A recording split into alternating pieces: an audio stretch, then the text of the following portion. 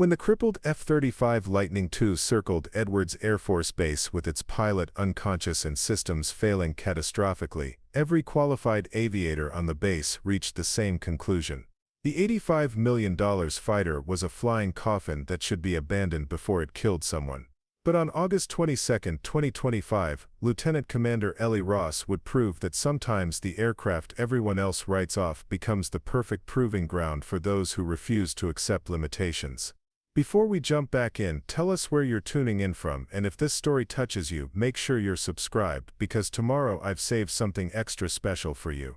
The California desert stretched endlessly beyond Edwards Air Force Base, its unforgiving landscape serving as a testament to decades of pushing experimental aircraft beyond their limits. At 0630 hours, the base hummed with the controlled chaos of another test flight day, but beneath the routine activity lay an undercurrent of frustration that had been building for months. The F-35 program was behind schedule, over budget, and plagued by technical problems that seemed to multiply faster than they could be solved. Lieutenant Commander Ellie Ross had been stationed at Edwards for 14 months, officially assigned as a systems analyst for the F-35 program, but everyone knew she was really there because nobody else wanted to deal with her persistent requests for solo flight certification. At 27, she had logged more simulator hours than most pilots accumulated in their entire careers, yet she remained perpetually grounded while her peers advanced through qualification programs that seemed designed to exclude her.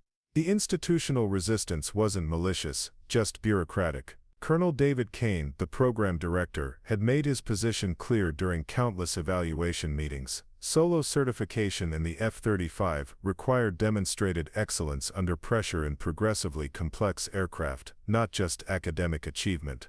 "Ross, you can memorize every technical specification ever written," he had told her during her most recent review, but this program demands pilots who can think instinctively under extreme stress, not walking encyclopedias. Preparing and narrating this story took us a lot of time, so if you are enjoying it, subscribe to our channel, it means a lot to us. Now back to the story. What Colonel Kane and others failed to understand was that Ellie's obsessive study habits weren't compensating for lack of natural ability, they were the foundation of a different kind of expertise. While other pilots relied on muscle memory and intuition developed through flight hours, Ellie had constructed a comprehensive understanding of how every system in the F-35 worked, how they interacted under stress, and how to improvise solutions when standard procedures failed. The emergency began at 0842 hours when Major Lisa Venom Torres took F-35 a tail number 5063 on what should have been a routine avionics integration test. The mission parameters were straightforward: evaluate new sensor fusion software at various altitudes and airspeeds over the restricted test range. Torres was one of the program's most experienced pilots, with over 1,200 hours in the Lightning II and a reputation for handling complex technical problems with cool professionalism. The first indication of trouble came 23 minutes into the flight when Torres reported unusual readings from the aircraft's central computer. Edwards Tower, Lightning 6-3, showing intermittent faults in the mission computer. Continuing evaluation per test protocol, she transmitted, her voice carrying the confidence of someone who had dealt with countless technical glitches during experimental flights. But this wasn't a routine glitch. The sensor fusion software had encountered a rare combination of environmental conditions and system states that triggered a cascade failure throughout the aircraft's interconnected computers. Navigation systems began providing conflicting information, flight controls started operating on backup modes, and the cockpit displays showed a bewildering array of warning messages that didn't correspond to any known failure patterns. Torres fought the increasingly erratic aircraft for 12 minutes, her skills and experience keeping the F-35 controllable even as system after system degraded or failed completely. Her last coherent radio transmission came at 0917 hours, Edwards Tower, Lightning 6-3, declaring emergency. Multiple system failures, aircraft becoming uncontrollable. Attempting return to base, then silence as the cockpit environmental systems failed, causing her to lose consciousness from oxygen deprivation. The F-35 was now flying entirely on its degraded autopilot systems, following a pre-programmed return route while its condition deteriorated with each passing minute. The aircraft had perhaps 30 minutes of fuel remaining, its navigation was completely unreliable, and its flight controls were operating in emergency mode with no pilot input. Every qualified F-35 pilot on the base was briefed on the situation, and their assessment was unanimous: the aircraft was beyond recovery. In the Base Operations Center, Colonel Kane was preparing to authorize Torres to eject over the desert, accepting the total loss of the aircraft as the price of preserving human life. The F-35 program couldn't afford another pilot fatality, even if it meant writing off millions of dollars in hardware and months of test data. "Prep the ejection command," he ordered. "We'll vector the aircraft over the uninhabited area and get Torres out safely." That's when Lieutenant Commander Ellie Ross stepped forward from her position at the back of the operations center. "Sir, I'd like to volunteer to attempt aircraft recovery." Her words stopped all conversation in the room as every face turned toward her. She wasn't qualified for solo flight, wasn't authorized for emergency operations, and according to every regulation and protocol, had no business even being in the room during an active crisis. The silence stretched for 10 seconds before Major Sandra Chen, the operations officer, found her voice. "Ross, this isn't a training scenario. That aircraft has catastrophic system failures and an unconscious pilot. Even our most experienced F-35 pilots are saying it's unrecoverable." Her words carried the weight of someone who had logged thousands of hours in experimental aircraft, but Ellie could hear the uncertainty beneath the authority. Captain Mike Razor Williams, the program's chief test pilot, stepped forward with obvious skepticism. "Lieutenant Commander, you've never flown the F-35 solo under any conditions, let alone emergency conditions. What you're looking at is an aircraft with unknown failure modes, degraded flight controls, and a pilot who can't assist with recovery procedures." His tone wasn't unkind, but it carried the dismissive quality of someone explaining obvious facts to a child. Colonel Kane found himself facing an impossible decision. Every experienced pilot was telling him the aircraft was unrecoverable, but the alternative was losing both a pilot and an aircraft that represented years of development and testing. "Ross, explain to me why you think you can succeed where everyone else sees certain failure." Ellie moved to the main tactical display, her movements deliberate and confident despite the institutional pressure surrounding her. "Sir, the cascade failure pattern we're seeing follows documented vulnerabilities in the sensor fusion integration.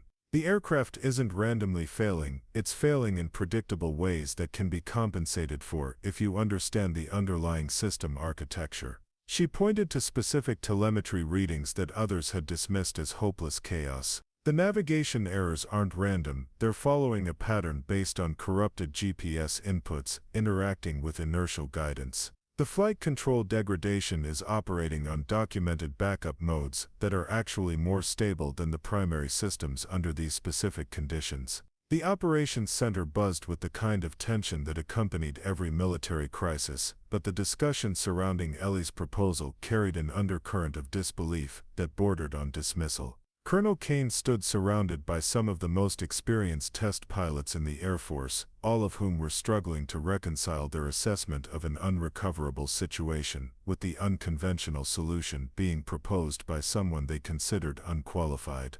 Major Chen was the first to articulate what everyone was thinking. "Colonel, we're talking about sending an uncertified pilot on a solo mission to recover an aircraft with catastrophic system failures and an unconscious pilot. The risk factors are beyond anything in our emergency protocols." She gestured toward the telemetry display, showing the F-35's deteriorating condition. "Even under perfect conditions, aerial recovery of a damaged aircraft requires skills that take years to develop." Captain Williams pulled up his tablet, displaying Ellie's training records with obvious skepticism. "Ross has excellent simulator scores, I'll grant her that. But simulator performance and real-world crisis management are entirely different challenges, especially when dealing with unknown system failures." His voice carried the authority of someone who had survived 15 years of experimental test flying. "The F-35 has behavioral quirks that you only learn through actual stick time. When multiple systems start failing simultaneously, you need instinctive responses based on experience, not theoretical knowledge." Major Patricia Steele Rodriguez, one of only 4 pilots on base with combat experience in the F-35, stepped forward with serious concerns. The cascade failure pattern we're seeing isn't just affecting navigation and flight controls. We're getting indications that the aircraft's basic flight envelope protection systems are compromised, which means normal handling characteristics may not apply. She pointed to specific readings on the display. Attempting to interface with an aircraft operating outside known parameters is essentially a test flight of unknown systems while trying to save an unconscious pilot. Chief Master Sergeant Robert Bull Thompson, the senior maintenance chief for the F-35 program, had been quietly analyzing the technical data while the pilots debated. At 51 he had worked on every generation of fighter aircraft and understood better than anyone how complex systems failed under stress. The telemetry we're receiving shows failures across multiple integrated subsystems that we've never seen in combination, he said, his voice carrying the gravity of decades of aircraft maintenance experience. The electromagnetic effects from the sensor fusion cascade have created problems that our technical manuals don't address, he continued, addressing Colonel Kane directly. Sir, I've observed Lieutenant Commander Ross studying these systems for over a year. Her technical understanding is impressive, but comprehension and execution are different skill sets. When you're managing real-time system failures while flying an unstable aircraft, theoretical knowledge has to translate into split-second decision-making under life-or-death pressure. Colonel Kane appreciated the honest assessments from his team, but he was also aware that time was running out. The damaged F-35 had perhaps 25 minutes of fuel remaining, and its flight path was becoming increasingly unpredictable as the degraded systems continued to interact in unknown ways. What are our realistic alternatives? He asked, though everyone in the room already understood the limited options available. Major Chen consulted her tactical display, her expression grim. We can guide the aircraft toward uninhabited desert and have Major Torres eject. The aircraft will be a total loss, but pilot survival is the priority. She paused, considering the implications. Given the unknown nature of the system failures, ejection might be the only prudent option. Ejection from an F-35 with compromised systems carries its own risks, Captain Williams added. With Torres unconscious, there's no guarantee the ejection sequence will function properly, and the seat's parachute systems might be affected by the same electromagnetic interference that's causing the flight control problems. He pulled up a map showing the aircraft's projected flight path. Current trajectory also puts it over several small communities if it continues flying after ejection. Technical Sergeant Maria Santos, monitoring the communications console, suddenly looked up with urgent information. Colonel, I'm getting intermittent radio contact with Major Torres. She appears to be regaining consciousness, but her responses are confused and delayed. Everyone gathered around Santos's station as she attempted to establish clearer communication with the damaged aircraft. Torres's voice came through the speakers, weak and disoriented but recognizable. Edwards, this is Lightning 6-3, having difficulty with systems not responding, need assistance. Her words were punctuated by static and long pauses, indicating the severity of her condition and the electromagnetic interference affecting her radio equipment. Colonel Kane grabbed the microphone immediately. Lisa, this is Colonel Kane. We're working on getting you home safely. Can you tell us about your physical condition and what you're seeing on your instruments? The response was delayed and fragmented, but Torres managed to communicate that she was experiencing severe headaches, visual disturbances, and difficulty focusing on her displays. Sir, Ellie interjected, her voice cutting through the worried discussions around the communications station. The fact that Major Torres is regaining consciousness actually improves our chances significantly. She doesn't need to fly the aircraft, she just needs to remain conscious long enough to provide real-time system status information. She moved closer to the communications console. If I can establish direct communication and walk her through diagnostic procedures, I can get accurate information about which systems are actually functional versus what the telemetry is indicating. The suggestion drew skeptical looks from the experienced pilots, but Colonel Kane recognized the logical. Explain your reasoning, Ross. How would remote diagnosis help you recover an aircraft you've never actually flown? Sir, I don't need to fix the aircraft. I need to understand what's working and what isn't so I can plan the most effective recovery approach, Ellie replied, her confidence growing as she outlined her strategy. The F-35's built-in diagnostic systems can provide detailed status reports on every major subsystem. If Major Torres can access those systems and relay accurate information, I can determine exactly which backup procedures and manual overrides will be necessary. Chief Thompson found himself impressed despite his reservations about sending an inexperienced pilot on such a dangerous mission.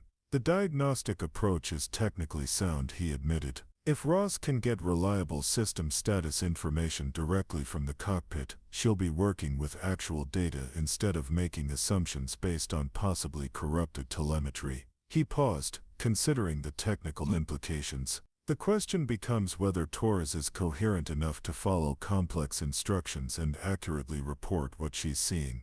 The debate was interrupted by another transmission from the damaged aircraft, this one slightly clearer than before. Torres's voice was stronger, suggesting her condition was slowly improving. Edwards, I can see multiple warning lights. Aircraft feels completely different. Controls are very sluggish. Need help understanding what's happening.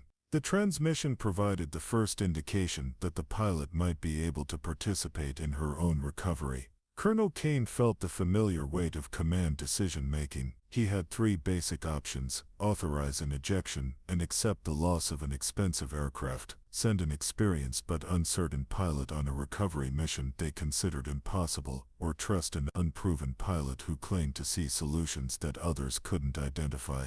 None of the alternatives were good, but leadership often meant choosing between imperfect options rather than waiting for ideal circumstances. The tension in Edwards Air Force Base's operations center reached a breaking point as every second of delay reduced their options and increased the danger to Major Torres and the damaged aircraft. Colonel Kane stood before the main tactical display, watching the F-35's increasingly erratic flight path while wrestling with a decision that could define not only the immediate crisis but potentially his entire career. Staff Sergeant David Kim, monitoring the radar systems, provided an update that sent a chill through the room. Colonel, the aircraft's altitude control is becoming unstable. We're seeing variations of plus or minus 800 feet from programmed altitude, and the oscillations are increasing in frequency. He adjusted his display to show the flight profile more clearly. If this pattern continues, the aircraft will exceed recoverable flight parameters within the next 12 minutes.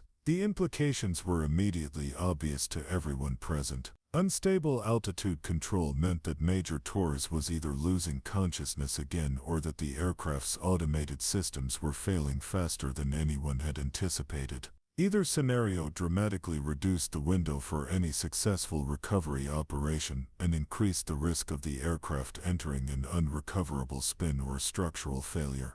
Captain Williams studied the radar data with growing alarm. Those altitude variations suggest the autopilot is receiving conflicting inputs from damaged sensors. When that happens in the F-35, the flight control computers start making corrections that can actually worsen the situation. He turned to face Colonel Kane with obvious urgency. Sir, I have to recommend immediate ejection. The aircraft is approaching flight conditions that could become unrecoverable within minutes. Major Rodriguez nodded in agreement, her expression reflecting the gravity of someone who had personally experienced. Mike's assessment is correct. I've seen this pattern in simulator training where multiple system failures create a feedback loop that leads to catastrophic flight control problems. She pointed to the telemetry reading. We might have less than 10 minutes before the aircraft becomes completely uncontrollable, regardless of pilot intervention. Colonel Kane felt the crushing pressure of leadership as every experienced pilot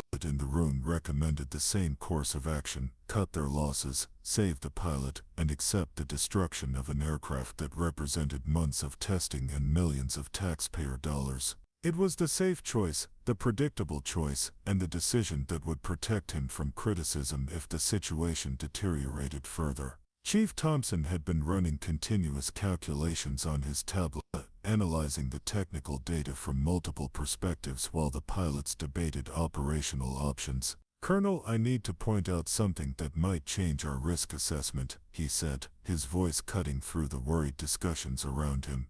The fuel consumption rate has actually stabilized over the past 8 minutes. Instead of the continuous degradation we initially calculated, the aircraft appears to have enough fuel for approximately 18 more minutes of flight time. He continued, displaying his analysis on the main screen for everyone to see. More importantly, the pattern of system failures suggests that the primary damage is to software and sensors, not to the aircraft's fundamental flight control hardware. The hydraulic systems are intact, the engines are running normally, and the basic flight control surfaces are responding to input. They're just getting confused commands from damaged computers. Ellie seized on Chief Thompson's technical assessment as validation of her approach. That's exactly what I've been trying to explain. The sensor fusion cascade created software corruption and electromagnetic interference, but the aircraft's basic airworthiness is intact. She moved to the display, pointing to specific system readings that others had dismissed as hopeless. If we can bypass the corrupted software modules and switch to manual backup modes, the aircraft should be controllable by someone who understands the alternative control pathways. Major Chen remained skeptical about the feasibility of the proposed recovery. Even if the aircraft is technically flyable, we're still discussing a solo pilot attempting to control a damaged aircraft with an incapacitated pilot aboard. The complexity of that mission exceeds anything we've attempted in this program. She gestured toward the communications console. Torres is conscious, but she's clearly not operating at full capacity. She can't provide the kind of technical assistance that would normally be expected in a recovery operation. The debate was interrupted by another radio transmission from the damaged aircraft, this one carrying more clarity than previous communications, but also revealing the extent of Torres. Edwards, this is Lightning 6-3. I'm feeling somewhat better, but the aircraft is extremely. The stick feels like it's fighting me, and the throttle responses are delayed and unpredictable. She paused, apparently studying her instrument displays. I'm showing warning messages I've never seen before, and most of my primary flight instruments are either blank or showing. Colonel Kane grabbed the microphone with obvious urgency. Lisa, this is Colonel Kane. We need you to stay on the radio and help us understand your aircraft's actual condition. Can you access your maintenance diagnostic screen and read us the primary system status indicators? The response would provide crucial information about the difference between what the telemetry was showing and what was actually happening in the cockpit. Sir, I'm trying to access diagnostics, but my touchscreen displays are intermittent, Torres reported after a delay. When they do work, I'm seeing engine normal, flight controls backup mode, navigation system fault, and multiple warnings about sensor failures. Her description provided the first detailed picture of the aircraft's actual operational status versus the assumptions being made in the operations center. Ellie's mind processed Torres's report with the rapid analysis that had made her invaluable. It's a system specialist. Colonel, those status indicators actually give us a roadmap for recovery. Engine normal means propulsion is reliable. Flight controls backup mode explains the handling problems, but it also means the aircraft is flyable using manual procedures. Navigation system fault is why the autopilot is behaving erratically, but it can be bypassed entirely. She turned to address the entire room with growing confidence. The sensor failures are actually advantageous because they force the aircraft into backup modes that are more predictable and stable than the normal computerized systems. Instead of fighting corrupted software, we'd be working with basic mechanical and hydraulic controls that respond in known ways. Technical Sergeant Santos had been monitoring civilian air traffic control frequencies and suddenly raised her hand for attention. Colonel, we have a new complication. There's a commercial airline requesting priority routing through the same airspace where our F-35 is currently operating. If we don't resolve this situation quickly, we'll have civilian aircraft in potential conflict with our emergency aircraft. The new information forced Colonel Kane to confront the reality that delay was no longer an option. They needed to either regain control of the F-35 immediately or remove it from civilian airspace through emergency ejection. The decision could no longer be postponed, and the window for any recovery operation was closing rapidly. Ross, he said, his voice carrying the weight of final authority and desperate hope. I'm going to ask you one more time, and I need complete honesty. Do you believe you can safely recover that aircraft and bring Major Torres home alive? Ellie met his gaze steadily, understanding that everything she had worked toward was balanced on her response. Sir, I cannot guarantee success. No one could under these circumstances. But I can guarantee that I understand those systems better than anyone else available. And I can see technical solutions that others are missing because they're not constrained by assumptions about how the aircraft should behave under normal conditions. She paused, choosing her final words carefully. The risk is real, but so is the opportunity to save both the aircraft and the pilot using knowledge and procedures that others consider impossible. The moment of decision had arrived with the inexorable force of physics and fuel consumption. Colonel Kane stood at the center of the operations center, surrounded by the collective expertise of the Air Force's most experienced test pilots, all of whom had reached the same professional conclusion: the damaged F-35 was beyond recovery and should be abandoned before it claimed another life. Yet facing him was Lieutenant Commander Ellie Ross, whose confidence seemed to grow stronger with each passing minute of institutional doubt. Staff Sergeant Kim's voice cut through the tension with news that eliminated any remaining time for deliberation.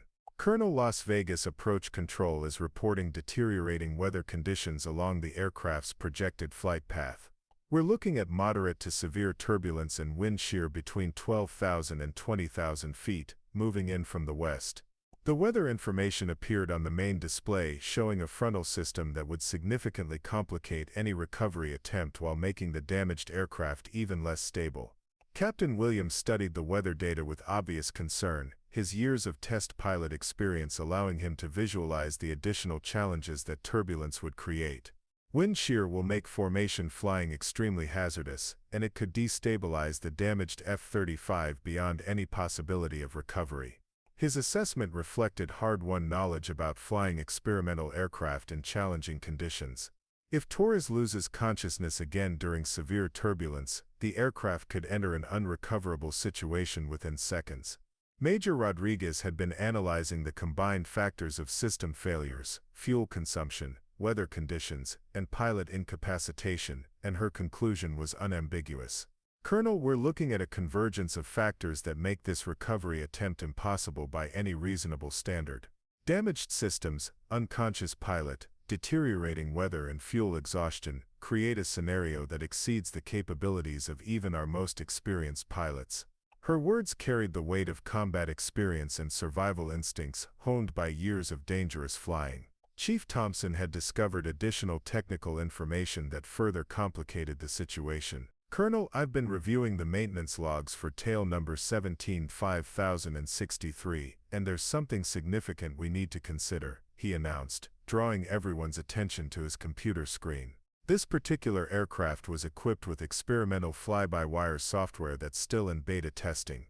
The cascade failure we're seeing may have affected systems in ways that aren't documented in any of our standard procedures. The revelation changed the technical landscape significantly. If the aircraft was operating with experimental software that had failed in unknown ways, even Ellie's extensive theoretical knowledge might not apply to the actual conditions they were facing. Chief, what specific systems were modified with the experimental software? Colonel Kane asked, recognizing that this information could be decisive. Primary flight controls, sensor integration, and emergency procedures were all running modified code, Thompson replied grimly. The software was designed to improve pilot workload management and system integration, but if it's corrupted, we could be dealing with aircraft behavior that no one has ever seen before. He paused, studying the technical specifications. Lieutenant Commander Ross's knowledge base might not apply to an aircraft that's essentially become a one-of-a-kind test case. The discussion was interrupted by another radio transmission from Major Torres, this one carrying a note of increasing desperation.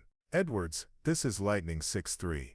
The aircraft is becoming harder to control with each passing minute. I'm not sure how much longer I can maintain level flight. Her voice revealed the physical and mental strain of fighting an increasingly unresponsive aircraft while dealing with the effects of oxygen deprivation and system failures. Colonel Kane realized that the decision could no longer be delayed. Lisa, we're going to get you out of there. Maintain your current heading and try to stay conscious. Help is coming. He released the microphone and faced the assembled team, knowing that his next words would determine the fate of both the aircraft and its pilot. Major Chen stepped forward with final operational recommendations. Sir, based on all factors we've discussed, I have to recommend immediate pilot ejection over uninhabited terrain. It's the only option that prioritizes pilot safety while minimizing risk to civilian populations. Her recommendation was supported by nods from the other experienced pilots in the room. But Ellie had been analyzing the new information about experimental software, and her conclusion was different from everyone else's. Colonel, the experimental software actually works in our favor. Beta testing means the software was designed with extensive manual override capabilities and diagnostic features that aren't available in standard production aircraft. She moved to the display, pointing to specific telemetry readings. If I can access those diagnostic features through direct communication with Major Torres, I can actually understand the aircraft's condition better than would be possible with standard systems. Captain Williams found himself reconsidering his earlier assessment. Ross, are you saying that the experimental software provides better recovery options than standard F-35 systems? His question reflected genuine curiosity rather than skepticism, suggesting that Ellie's technical knowledge was beginning to influence even the experienced pilots. Exactly. The beta software includes redundant manual control pathways and real-time system monitoring that were specifically designed for test scenarios where standard procedures might not apply. Ellie's confidence was evident as she outlined her understanding of the modified systems. Instead of being a liability, the experimental software gives us more options for recovery, not fewer. Chief Thompson found himself impressed despite his earlier reservations. If Ross is correct about the enhanced diagnostic capabilities, she might actually have access to information that would make recovery feasible. He pulled up technical specifications on his tablet. The beta software does include features that could provide better situational awareness than what we're getting from ground-based telemetry. Colonel Kane felt the weight of command settling on his shoulders like never before. Every experienced pilot was recommending the safe option, ejection and aircraft loss. But Lieutenant Commander Ross was presenting technical arguments that suggested possibilities the others couldn't see. Leadership sometimes meant making decisions based on incomplete information and trusting unconventional perspectives. Ross, he said, his voice carrying the finality of a commander who had run out of time and alternatives, you are authorized to attempt the recovery mission.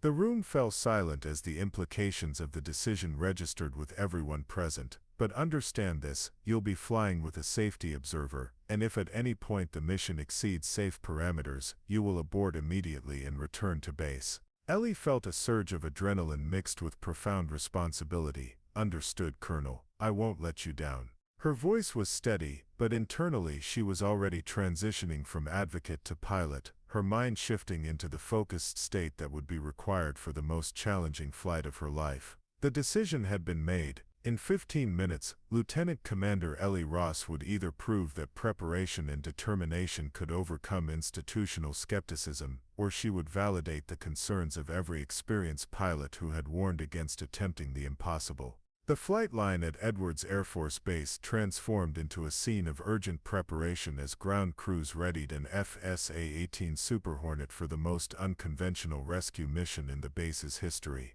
The aircraft, tail number 168923, had been hastily configured with additional communication equipment and emergency systems that had never been tested under actual rescue conditions. Chief Thompson supervised every detail with the intensity of someone who understood that equipment failure could mean the difference between salvation and tragedy. Ellie stood beside the Super Hornet, methodically completing her pre-flight inspection with a thoroughness that bordered on obsession. Every revet, every control surface, every system component was examined and verified multiple times. She had waited over a year for solo flight authorization in advanced aircraft, but she had never imagined it would come under circumstances where failure meant losing both an aircraft and a fellow pilot. Major Chen climbed into the back seat of the two-seat Super Hornet, her role as safety observer requiring her to monitor multiple communication channels while maintaining constant assessment of the mission's viability. Ross, I want to be absolutely clear about abort criteria, she said, as they began their pre-flight procedures.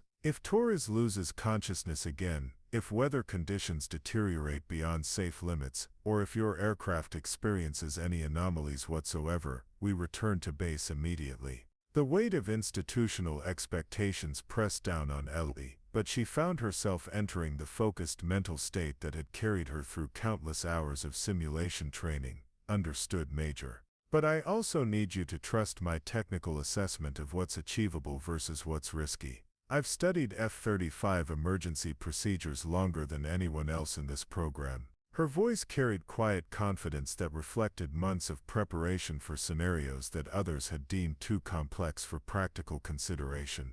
Technical Sergeant Santos's voice crackled through the aircraft's communication system with updated information from the operations center. "Lightning Rescue, this is base operations. Major Torres is maintaining consciousness, but her aircraft's flight path is showing increased instability. Current fuel estimate is 14 minutes based on consumption rates and system efficiency." The fuel situation added critical time pressure to an already complex mission. Colonel Kane's voice came over the radio with final authorization and guidance that carried the weight of desperate hope. "Lieutenant Commander Ross, you are cleared for immediate takeoff. All civilian and military traffic has been diverted from your operating area, and emergency services are positioned for immediate response." His words reflected the magnitude of what they were attempting, clearing an entire section of Southern California airspace for an unproven pilot to attempt the impossible. The Super Hornet's twin engines spooled up with a sound that Ellie had heard hundreds of times during ground training, but never as the pilot in command of her own aircraft. The powerful turbofan engines produced thrust that seemed to vibrate through her entire body, a physical reminder of the advanced technology she was now responsible for controlling. The aircraft felt different from any simulator, more responsive, more alive, and infinitely more consequential. "Tower, this is Lightning Rescue requesting immediate departure clearance," Ellie spoke into her radio as she guided the Super Hornet toward the active runway. The control tower's response came back instantly, cutting through all normal procedures to give her absolute priority. "Lightning Rescue, you are cleared for immediate takeoff, runway 04. Winds are 270 at 12 knots, visibility unlimited. Good luck, and bring them home safe." The takeoff roll felt both familiar and completely new as the Super Hornet accelerated down the runway with authority that exceeded every aircraft Ellie had previously operated.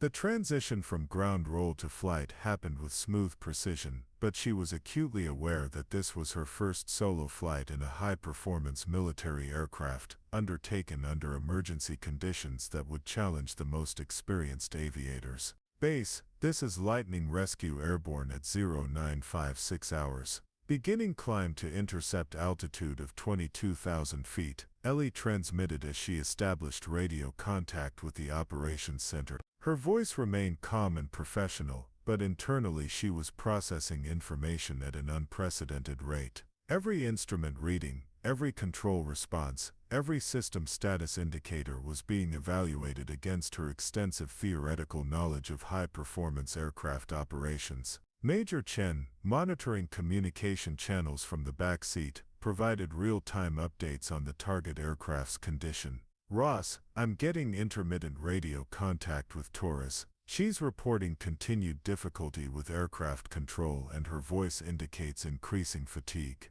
The information confirmed what everyone feared. Time was running out for both the damaged aircraft and its struggle. At 18,000 feet, Ellie began receiving direct telemetry data from the damaged F-35, and the information it provided was both encouraging and alarming.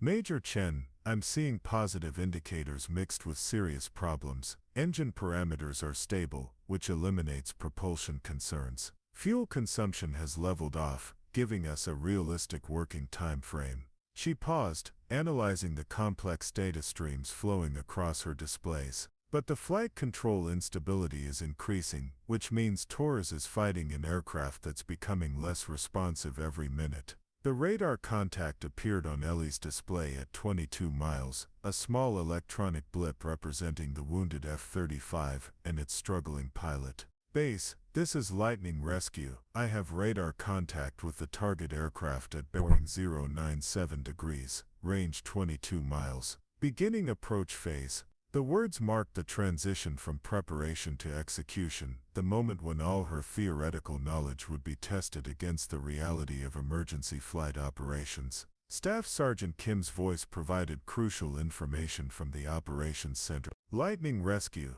be advised that Major Torres's vital signs are showing elevated stress patterns. Medical personnel are concerned about the possibility of another consciousness episode. The medical information added another variable to an already complex equation, but Ellie had anticipated this possibility during her mission planning.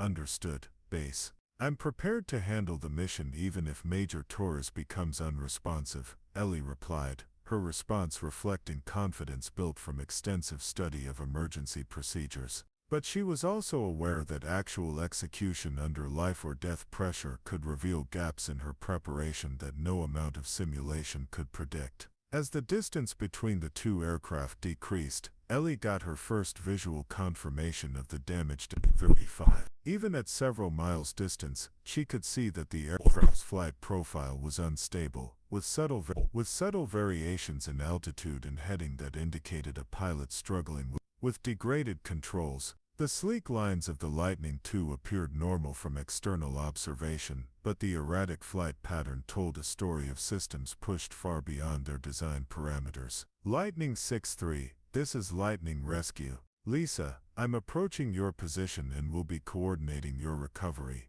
I need you to follow my instructions precisely and focus on staying conscious, Ellie transmitted, her voice carrying calm authority as she established direct communication with the pilot she was attempting to save. The visual contact with the damaged F-35 revealed the full scope of the crisis facing Major Torres and her aircraft. From 3 miles away, Ellie could observe that the Lightning II was maintaining an unstable flight profile, with constant micro-corrections and adjustments that indicated either severe pilot fatigue or significant degradation of the flight control systems. The aircraft appeared structurally intact from external examination, but its erratic behavior told a different story about the internal damage caused by the software cascade failure. Lisa, I can see your aircraft now, and I'm going to guide you through some diagnostic procedures that will help us understand exactly which systems are functional. Ellie transmitted to the damaged aircraft while carefully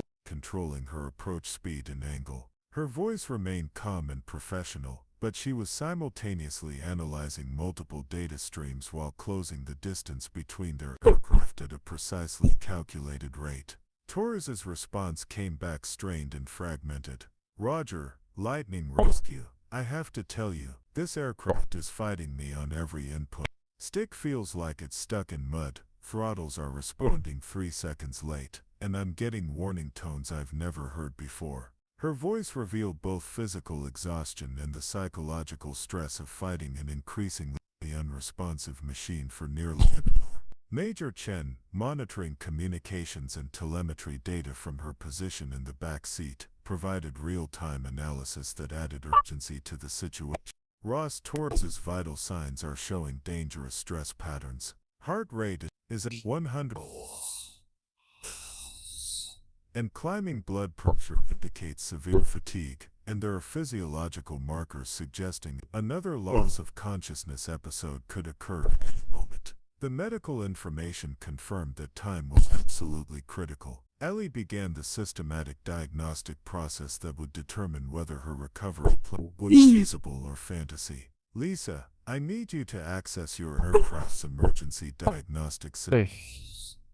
On your left multi-function display, touch the main button, then select emergency status. Her instructions were precise and specific, drawing from hundreds of hours studying the F-35's complex computer interfaces and emergency procedures. I'm trying. Display is flickering. Okay, I see main menu. Selecting emergency status now. Torres's voice faded as she struggled to operate the touchscreen while simultaneously trying to maintain aircraft control. After a delay that seemed endless, she continued. Engine purpose. Normal. Flight control severely degraded. Navigation total failure. Fuel system operation. And a whole screen full of red warnings. I can't read because they keep scrolling. The diagnostic information provided Ellie with exactly what she needed to evaluate her recovery strategy. Lisa, that's actually better news than it sounds. Engine perfect.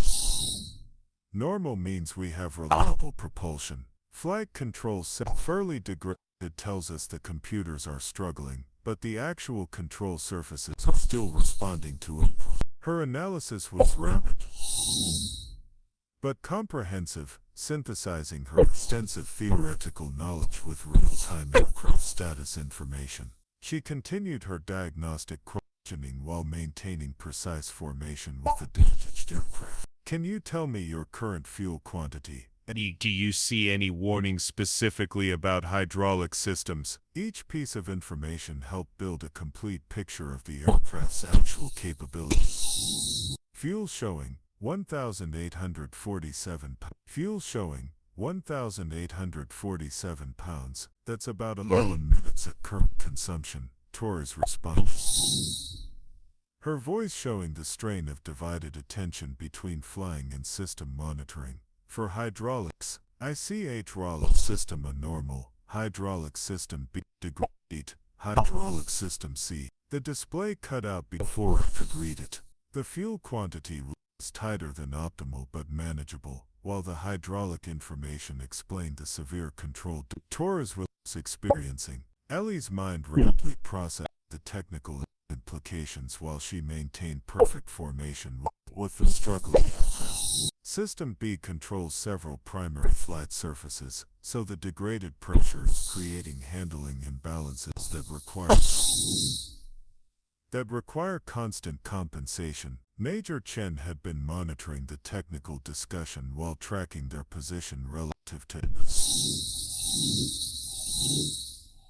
and the approaching weather system. Ross, were currently 38 miles from base with a damaged aircraft that has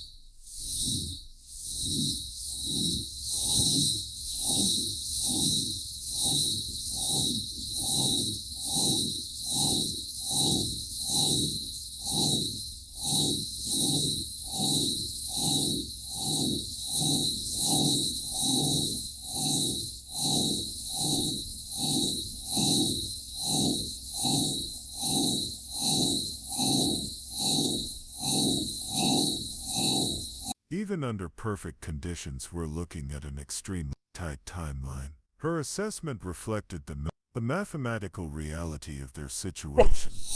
There was virtually no margin for error or delay. Staff Sergeant Kim's voice crackled through the radio from the operations center with information center.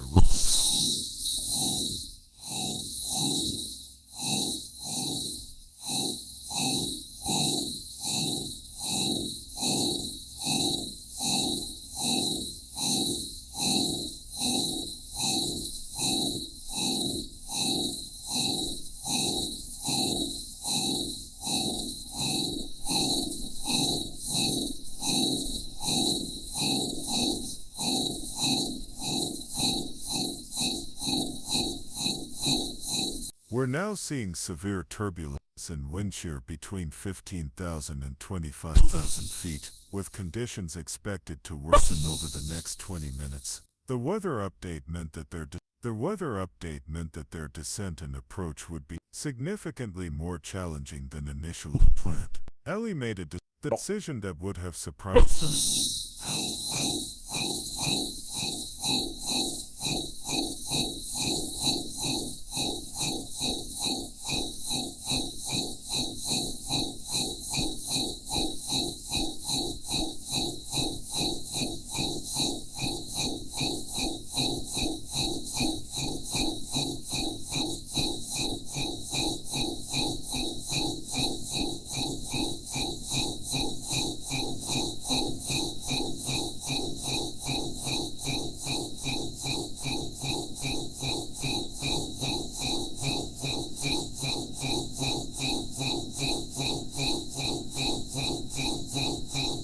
Lisa, I need you to access a system that might not be in your standard training. Look for emergency pilot assist on your right display. Then select remote guidance mode. The silence on the radio stretched for several seconds before Torres responded with confusion. I don't see that option anywhere. Are you sure it exists on the... Her bewilderment was understandable. The emergency pilot assist system was a classified capability that wasn't covered in standard. The approach to Edwards Air Force Base required Ellie to manage complexities that no pilot in aviation history had ever faced. The emergency pilot assist system provided her with real-time data from the damaged F-35 sensors and flight computers, but interpreting that information while simultaneously flying her own aircraft and guiding an exhausted pilot through increasingly severe weather, pushed her capabilities to their absolute limits. Lisa, I'm going to guide you through a controlled descent, but I need you to focus entirely on following my instructions. Ellie transmitted while analyzing the data streams from both aircraft. Your aircraft systems are providing me with detailed information about your flight condition, so I can anticipate problems before they become critical. Her voice remained calm and authoritative despite the unprecedented nature of what she was attempting. The weather had deteriorated exactly as predicted, with severe turbulence beginning at 20,000 feet and wind shear creating dangerous downdrafts that could destabilize both aircraft. Ellie found herself constantly adjusting her flight path while providing precise guidance to Torres, whose damaged aircraft was far more susceptible to atmospheric disturbances than her own Super Hornet. Major Chen continuously monitored weather updates, fuel calculations, and Torres's vital signs from her position in the back seat. Ross, we're entering the severe turbulence zone and Torres's stress indicators are approaching dangerous levels. Heart rate is now at 155, and there are signs of cognitive impairment that suggest she may not be able to follow complex instructions much longer. The medical assessment added another critical timeline to an already impossible situation. At 18,000 feet, both aircraft encountered the first wave of severe turbulence, causing sudden altitude changes that threatened to separate them or send the damaged F-35 into an unrecoverable flight attitude. Ellie's response was immediate and precise, using her understanding of both aircraft's performance characteristics to maintain formation while guiding Torres through the atmospheric chaos. Lightning Rescue, this is base operations, came Staff Sergeant Kim's voice through increasing radio static. Weather radar is showing the turbulence extending down to 8,000 feet, with wind shear gradients that exceed safe approach parameters. Are you able to continue the approach, or do you need to divert to alternate recovery procedures? Ellie analyzed the weather information while maintaining constant communication with Torres, whose voice was becoming weaker with each transmission. Base, we're continuing the approach. The F-35's emergency systems are providing me with real-time atmospheric data that allows me to anticipate and compensate for wind shear effects. Her confidence reflected months of studying weather interaction with advanced aircraft systems, but she was applying that knowledge under conditions no textbook had ever described. The damaged F-35's fuel situation had become critical, with Torres reporting consumption rates that gave them perhaps 7 minutes of flight time remaining. But Ellie had noticed something in the emergency data that others had missed. Lisa, your fuel transfer system is operating in emergency mode, but there's still usable fuel in your auxiliary tanks. I'm going to guide you through a manual fuel balance procedure that should give us an additional 3 minutes. I don't know how to do manual fuel balancing, Torres replied, her voice showing the strain of prolonged stress and oxygen deprivation. The procedures aren't covered in standard training. Her admission reflected the reality that emergency situations often required knowledge that went beyond routine pilot training. That's okay, I'll walk you through it step by step, Ellie responded while simultaneously analyzing the fuel system diagnostics flowing through the data link. On your fuel management panel, there should be a manual override switch labeled M. Can you locate that? The procedure she was describing came from classified emergency manuals that most pilots never saw. As Torres successfully completed the manual fuel transfer, both aircraft descended through 12,000 feet into even more severe turbulence. The damaged F-35 began experiencing violent oscillations that threatened to overwhelm Torres's ability to maintain control, but Ellie's real-time monitoring of the aircraft systems allowed her to provide precise guidance for each control input. Base, this is Lightning Rescue passing through 10,000 feet. Both aircraft are stable despite severe atmospheric conditions. The emergency data link is providing exceptional situational awareness that's allowing us to compensate for the damaged aircraft's control limitations. Ellie's report reflected her growing confidence in systems that had never been tested under such extreme conditions. Major Chen had been monitoring the approach controller frequency and provided critical information. Ross Edwards Approach Control is reporting wind gusts on the runway up to 35 knots, with crosswind components that exceed normal F-35 landing limits. They're asking if you want to divert to a longer runway at another base. Negative on the divert, Ellie replied without hesitation. We don't have fuel for diversion, and the longer we stay airborne, the greater the risk of losing Major Torres entirely. Her decision reflected not just fuel calculations but her understanding that Torres was approaching complete exhaustion and might not remain conscious for an extended approach to an alternate airfield. At 6,000 feet, the final approach phase began, requiring Ellie to coordinate descent rates, airspeed management, and landing configuration for both aircraft while Torres fought to remain conscious. The crosswinds were pushing both planes toward the right side of the runway, requiring constant corrections that tested the limits of the emergency guidance system. Lightning 6-3, we're 3 minutes from touchdown, Ellie transmitted to Torres. I need you to configure your aircraft for landing. Lower your landing gear when I tell you, and don't worry about the approach speed. I'll guide you through every adjustment. Her voice carried calm authority, but she was managing more variables simultaneously than any pilot had ever attempted. Colonel Kane's voice came over the radio with final approach clearance and words of encouragement. Lightning Rescue, you are cleared for emergency approach runway 22. Emergency services are positioned, medical teams are standing by, and you have everyone's prayers and admiration. His words reflected the magnitude of what they were witnessing, an unproven pilot attempting to save both an aircraft and fellow aviator through procedures that existed only in theory.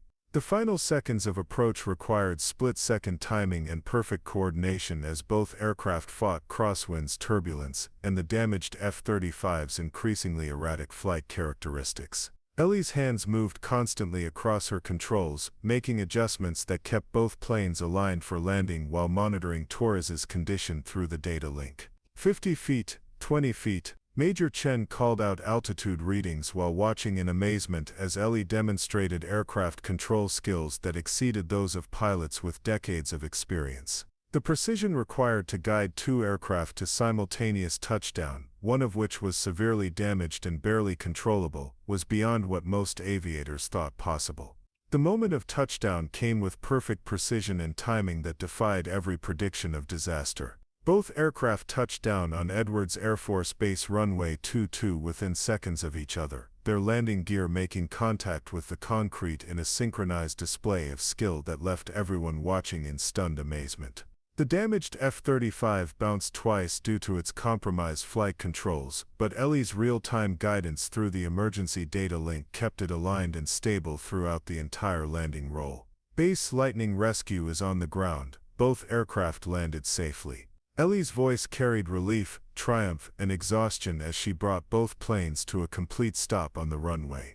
Emergency vehicles immediately surrounded both aircraft while medical teams rushed toward the F-35 to assist Major Torres, who had remained conscious just long enough to witness the successful completion of the most complex rescue mission in military aviation history.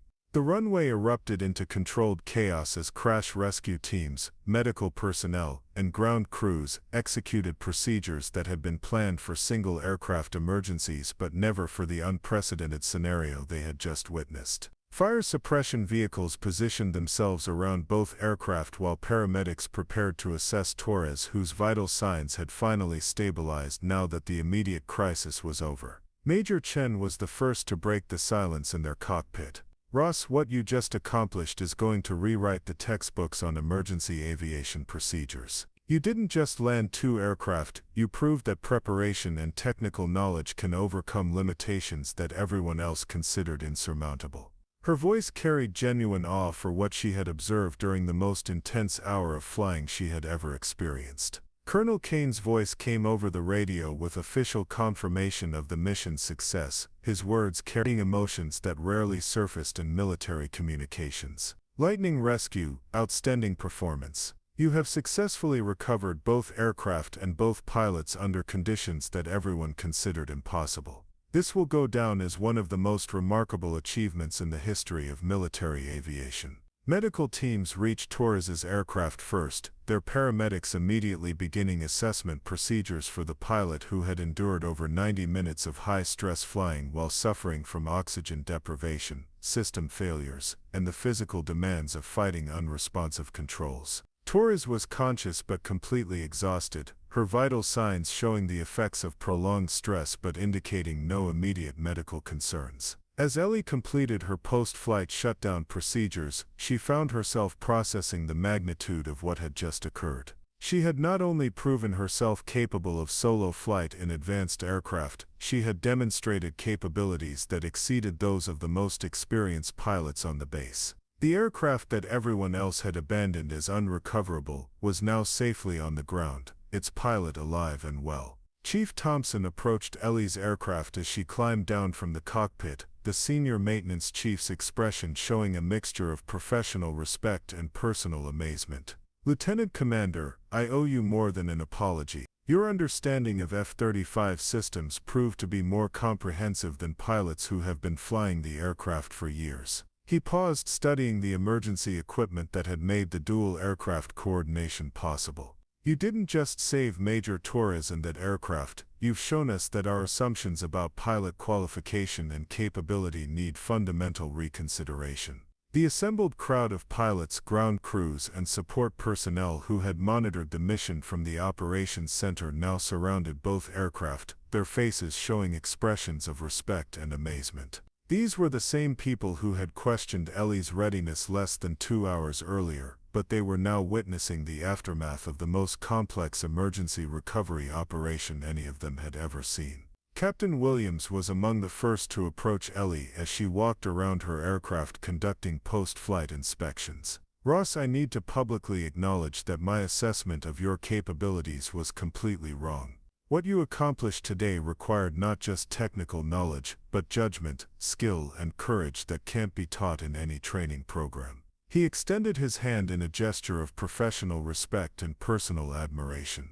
"You didn't just pass a solo flight evaluation, you've redefined what we think is possible in emergency aviation operations." Major Rodriguez joined the growing group of congratulatory colleagues, her combat pilot's instincts recognizing exceptional skill when she witnessed it. "The emergency guidance techniques you used have never been attempted under actual flight conditions. You took theoretical procedures and applied them under the most stressful circumstances imaginable." She shook her head in amazement. "They said you'd never fly solo, and instead you pulled off the most sophisticated rescue mission any of us have ever seen." The medical team's preliminary assessment of Torres was encouraging. Despite her ordeal, she was stable and alert, her primary symptoms being exhaustion and the lingering effects of prolonged stress. As she was helped from her aircraft, she caught sight of Ellie and managed a tired but genuine smile. "Thank you for bringing me home. I couldn't have maintained control for another minute." Her words carried the gratitude of someone who understood exactly how close she had come to disaster. Technical Sergeant Santos approached with preliminary data from the flight recorders of both aircraft, her analysis confirming what everyone had witnessed but few had believed possible. "Lieutenant Commander, the telemetry data shows that you maintained perfect coordination between both aircraft throughout the entire mission, including during the most challenging phases of weather penetration and approach." She paused, studying the complex data streams. "The precision of your emergency guidance will be studied in flight schools for decades to come." Staff Sergeant Kim provided confirmation from Air Traffic Control that all emergency procedures had been completed successfully, and normal flight operations could resume. "Colonel, both aircraft are secure, all personnel are accounted for, and there were no secondary incidents related to the recovery operation." The efficient completion of all safety protocols marked the official end of what would undoubtedly become a legendary mission in Edwards Air Force Base history. As the immediate post-mission activities continued around her, Ellie found herself reflecting on the journey that had brought her to this moment. 14 months of being told she wasn't ready, countless hours of studying systems that others considered too complex or classified, and endless simulation training had all culminated in proving that determination and preparation could overcome any institutional assumption about capability and readiness. The F-35 that everyone had been prepared to abandon was now safely parked on the ramp, its pilot alive and well, its systems being examined by maintenance crews who were eager to understand exactly what had failed and how it had been overcome. The irony wasn't lost on anyone present. The pilot who had been considered unqualified for solo flight had just executed the most complex emergency recovery mission in the base's history. The debriefing room at Edwards Air Force Base buzzed with unprecedented energy as senior officers, technical specialists, and flight safety investigators gathered to analyze what would undoubtedly become the most studied emergency aviation mission in military history. At the center of the discussion sat Lieutenant Commander Ellie Ross, no longer the unqualified pilot seeking solo certification, but the aviator who had redefined the boundaries of what was considered possible in military flight operations. General Sarah Mitchell, commanding officer of the Air Force Flight Test Center, had personally flown in from Washington, D.C. to conduct the mission debrief. With over 35 years of experience in experimental aircraft programs and emergency operations, she had witnessed every type of aviation crisis imaginable, but nothing approaching the complexity and success of what Ellie had accomplished. Lieutenant Commander Ross, before we begin the formal analysis, I want to acknowledge that your achievement today will be studied and referenced in aviation circles worldwide for generations to come. The technical analysis began immediately, with Chief Thompson presenting comprehensive data from both aircraft's flight recorders and system monitors. The telemetry shows unprecedented coordination between two different aircraft types under emergency conditions, he reported, displaying complex graphs and data streams on the main briefing screen. The emergency pilot assist system performed beyond all design specifications, but more significantly, Lieutenant Commander Ross demonstrated system integration knowledge that exceeds that of pilots with thousands of hours of F-35 experience. Colonel Kane addressed the institutional implications of what everyone had witnessed. I think we need to acknowledge that our traditional methods of evaluating pilot readiness may be fundamentally inadequate for the complexity of modern aircraft systems, he said, his words carrying the weight of hard-earned wisdom and institutional humility. Lieutenant Commander Ross proved today that comprehensive technical knowledge combined with thorough preparation can not only compensate for limited flight experience, but can enable capabilities we didn't know existed. Major Torres, now medically cleared and present for the debriefing, provided crucial testimony from the perspective of the pilot who had been saved. I want everyone in this room to understand that without Lieutenant Commander Ross's intervention, I would have lost consciousness within minutes and the aircraft would have been unrecoverable, she said, her voice carrying the gravity of someone who had faced imminent death. Her technical expertise, calm guidance, and innovative use of emergency systems literally saved my life and preserved an aircraft that represented months of testing and development. The flight safety investigators were particularly interested in the decision-making processes that had led to authorizing an unqualified pilot for such a complex and dangerous mission. Major Chen provided detailed testimony about Ellie's performance under extreme pressure. Throughout the entire mission, Lieutenant Commander Ross demonstrated situational awareness, technical judgment, and crisis management skills that exceeded what I would have expected from pilots with decades of experience, she testified. Her ability to process multiple data streams while maintaining aircraft control and providing precise guidance to another pilot was exceptional by any measure. Captain Williams, who had been among the most vocal skeptics before the mission, stood to address the assembled investigators and senior officers. I want to formally acknowledge that my initial assessment of Lieutenant Commander Ross's readiness was not just wrong, but represented the kind of institutional thinking that could have cost us both a pilot and an aircraft, he said, his words carrying the humility of someone willing to admit fundamental error. She demonstrated that our conventional assumptions about pilot qualification may need complete reconsideration.